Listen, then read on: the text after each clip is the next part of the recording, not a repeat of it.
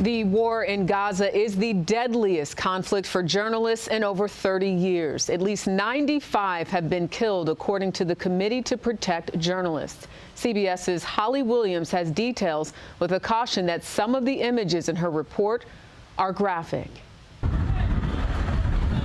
If you think this looks crazy, you're right.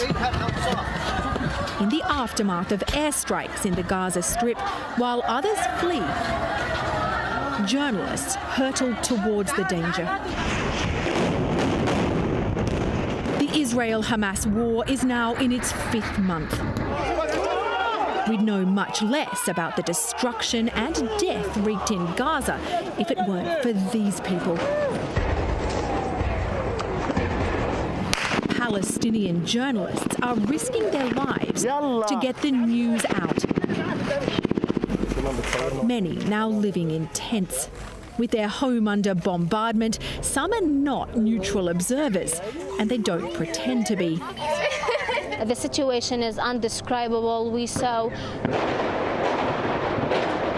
Norah O'Donnell has been reporting without a single day off since the war began. I love my work. I mean, I feel like I was born to do it. She's had to evacuate 3 times during the conflict and now lives with her colleagues in this cramped space in Rafah. I managed to somehow, control my emotions and control my fears.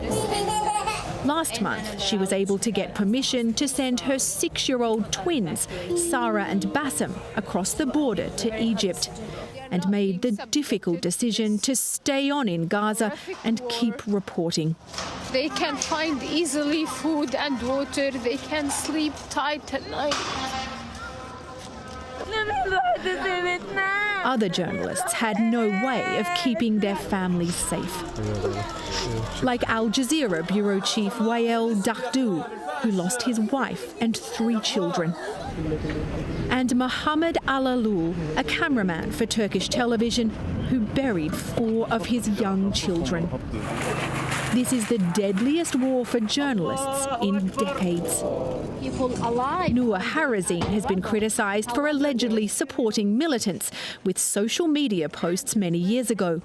Now she says she doesn't take sides, but she told us sometimes she questions whether the world is really paying attention. I feel like I've said enough.